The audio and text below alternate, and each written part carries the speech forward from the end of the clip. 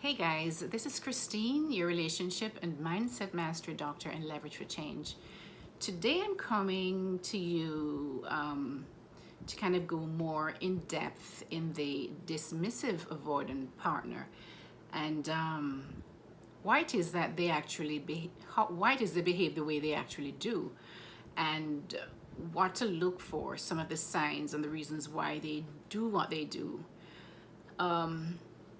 It's sad that most of these attachment styles were developed as a result of the interaction with their caregivers in the young years of from birth basically to about age 5. And this is where they learned and these attachment styles. This is when these attachment styles were developed. And they also learned the coping skills for these different ways of attaching to their caregivers at that time. And sadly, the way they were attached to their caregivers also now permeates how they now relate in their adult intimate relationships, because it's almost as if they are, it's like they're reflecting what their caregivers did to them in the way that they now show up in intimate relationships. So the dismissive avoidant partner is usually one of the biggest problem that they have is with the lack of trust. They don't trust anyone. And yet they will get into relationships, but it's not because they trust you, it's because they do have a need. Everybody has a need to relate and have some kind of a closeness to somebody else. But the problem with them is, like, because they don't trust anyone, they basically cannot really maintain that relationship. And especially it also depends on the the attachment style of the person, that their relationship, how well they can even, how long it will even last. But I won't go into the other styles right now because, of course, they have the secure, which is the way these children were. They were there. The caregivers was there. They could be depended on to be there for these children, and so they developed a secure attachment style. The other one is the avoidant. I'm sorry, the anxious preoccupied, and they usually have an inconsistent way of the caregivers responded to them in an inconsistent manner, which meant that they also, when they did respond, the anxious preoccupied latches onto them basically, and they can't take that discomfort between not knowing if that person will be there for them or not. So they're always anxious about the relationship. Their focus is always like 100% on the relationship, and they're very focused on any little signal that will give an indication of why it is, if this person will abandon them. Their fear, the anxious preoccupied fear, is a fear of abandonment, whereas the dismissive avoidant partner is, their biggest problem is a lack of trust for anyone actually, but specifically for their intimate partners. So I'm going to be speaking today about the dismissive avoidant, okay, and their huge problem with the lack of trust and how it impacts relationships that they're in later on with their intimate partners. So they basically grew up in an environment where they just could not trust that their caregivers would be there for them at any time. They were left for long periods of time, maybe not unchanged in their diapers not changed, maybe hungry and crying, and nobody would come and take care of them. Whatever it is that they did for attention, there was just no response. And this can happen in homes with parents who were also mentally incapacitated. They had a mental issue as well. They might have been narcissist or some other thing who was just all for themselves. And, well, that's just another thing in the house. And it could have been that they were also had mental addiction problems. the parents could have had addiction problems, and so they were just not able to care properly for a child because they were so into getting the next thing for that addiction to, resolve that addiction, that they were just not focused on taking care of a child. The other problem too is that it could just be a single parent, a single mom who just did not have the time. She was probably working 2 jobs and coming home and cleaning house and taking care of everything else, and then taking care of children. There might also have been multiple children, and there was just no time to really just spend enough time with one. And so there are multiple reasons why this could happen, and what could have perpetuated this kind of attachment style. Sorry. So that's the kind of background that you're looking at for somebody with a dismissive avoidant attachment style. So because of this lack of trust in really if they can depend on their caregivers, the way they coped was by going inside. So they would go inside of their minds to really make up scenarios of what, so they're very imaginative, right? So they'll go in and think of things that will make them cope with this, right? Scenarios. The other thing that they did was that they learned to which is a way of is one of the ways they self-soothe, which means, they will sit down and they might be very good at playing a lot of the gaming. So they will be on their computers or their whatever it is, just playing all the time, because they know they were not going to get that kind of attention from anyone else, but that computer thing and the gaming was always there. So they may have developed a real passion for stuff like gaming, or they could have, the other negative part was that they may visit porn sites to get that kind of a addiction, that kind of a attention and that thing filled. The thing is, they also, because they do not have trust, is usually trust for people. So they may have pets, right? Because for a pet does not require anything of you, right? They will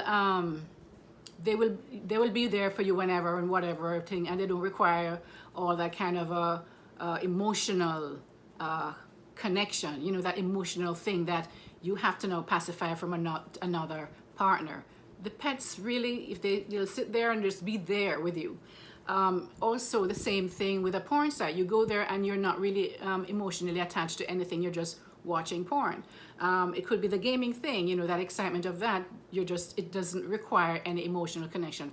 Whatever does not require emotional connection, they'll find a way and use that as a self-soothing coping mechanism to be able to get through. And so a lot of the times these people, they like to be alone, because it's when they are alone, if they're with you all the time, they just cannot keep up that emotional connection, right? So as a matter of fact, sometimes what they will do is they will actually pick fights, maybe not intentionally, but it's just their way of coping when things get too emotionally connected, too emotionally dense.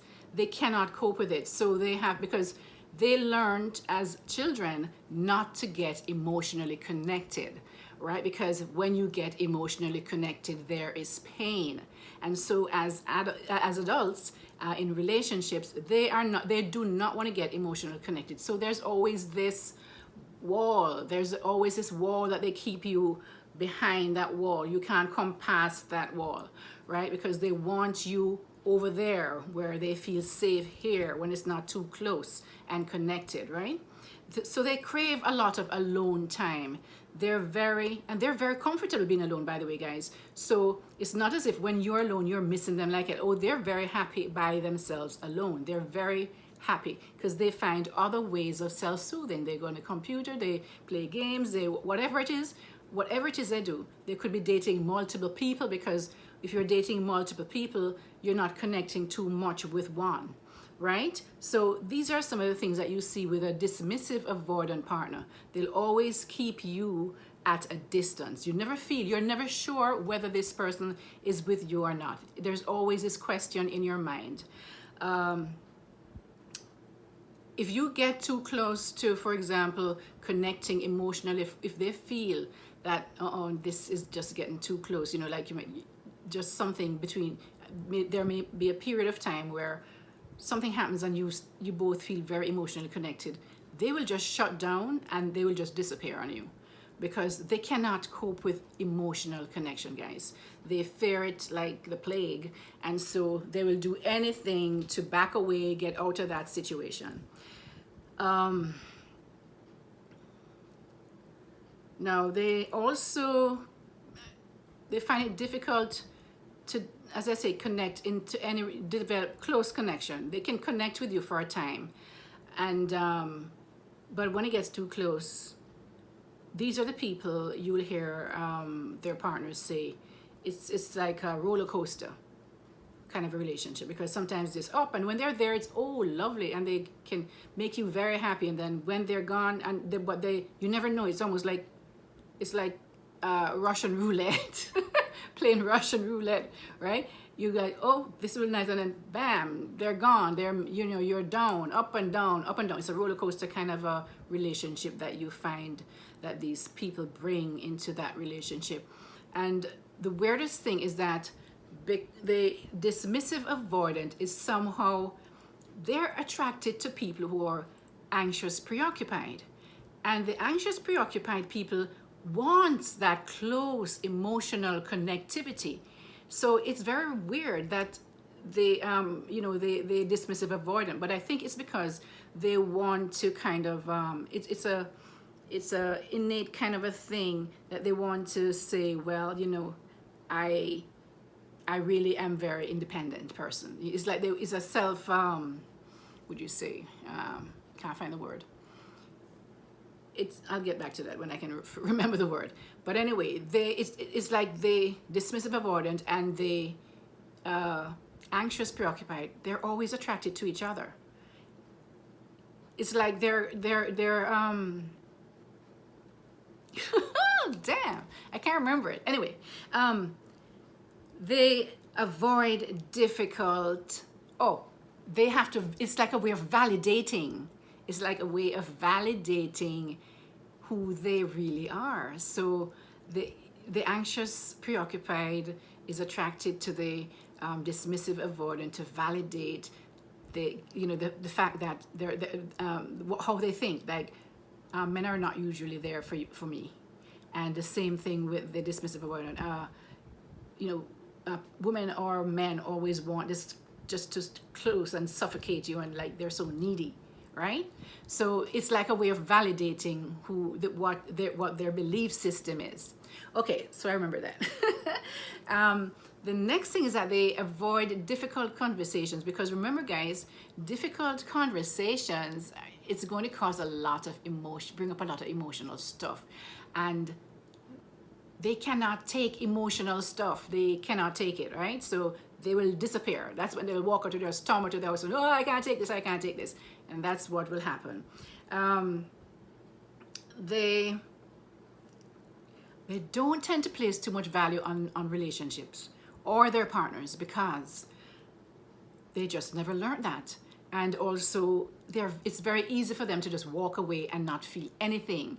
You know, you're thinking that you're suffering here, you're dying and everything, and they're gone. They're moved on to another person very easily, because they never had that connection. Okay, so they also will lose themselves in work, because they don't want to have to come and deal with that, who they really are. And so they will bury themselves in work, and so therefore they're usually well paid and very in high. They usually have make very good income, and they're usually highly placed in organizations because they work so hard, right? Let's see. Whenever they're together with anyone, and it's too long, too close, they feel like they're smothered and they just have to get away. So guys, my video is getting very long, and I'm gonna have to leave you now, and we'll catch up with it another time. So this is Christine, your relationship and mindset master, doctor, and leverage for change. Thanks for listening. Please like, share, and subscribe to my channel. Bye.